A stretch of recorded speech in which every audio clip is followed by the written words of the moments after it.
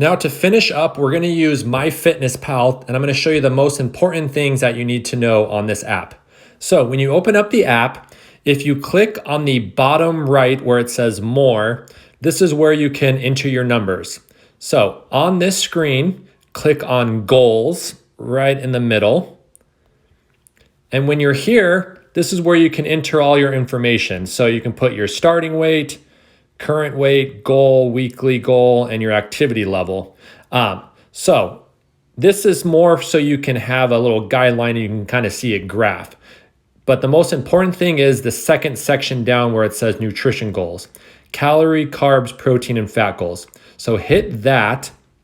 And then this is where you can enter your total calories that you want to hit. So if you hit on calories, you can go in here and you can adjust it. So let's say we're going to be eating 2,000 calories since that's what we've been talking about in the video. We're going to put that there. And then you're going to go down to protein because that's the only thing we're going to be tracking. And then you're going to go on what your specific numbers are. So you can't type it in exactly. You have to go by percentages. So let's say you want to be doing about 125. Oh, that's actually perfect. So I moved it down to 25% and now my protein is 125 grams. Your total for the day has to equal 100%. So I would need to adjust either my carbs or fat. But since I'm just tracking calories and protein, doesn't really matter. Just got to get to 100%, hit the check mark, and I'm good. All right, I'm going to get out of this and go back to the main screen. And now let's enter a food. So if you click on the bottom left where it says home, we're going to go to your home screen. And then at the top, it says calories remaining. Now it has our 2,000 in there minus food because we haven't had any food plus exercise.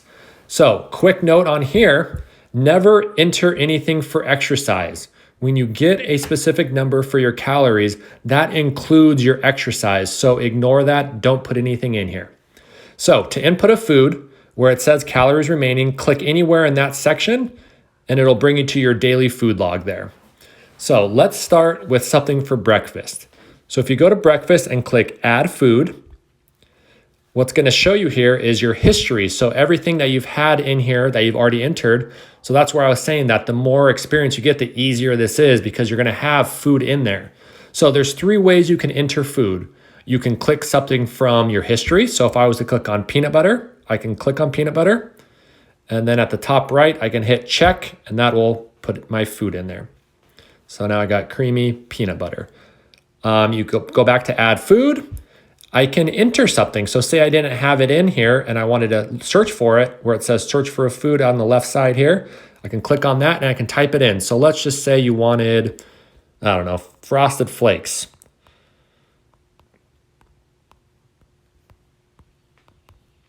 I'm going to search for that and there it is. So first one down, it's got a little check marks, which means I'm pretty sure that means it's more accurate or it's verified. I don't know exactly, but I'm going to click on that. And now when you're here, this is really important. You can adjust your serving sizes and your number of servings.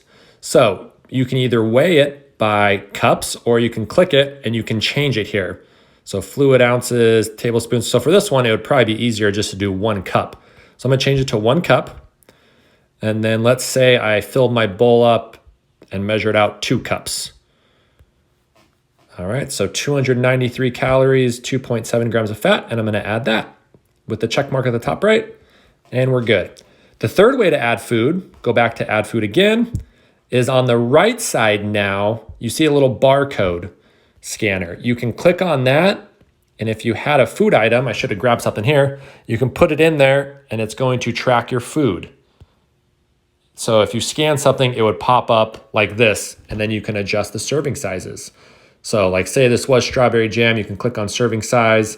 Say you didn't do a tablespoon, you did 1 cup, 1 teaspoon. You can adjust it however you want, and the calories will adjust for you there.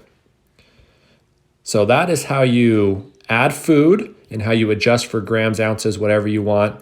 And now for the overall day, if you want to see where you're at, you see it at the top of how many calories you have remaining, but you can click on that and that'll actually give you your overview for your carbs, fats, and proteins.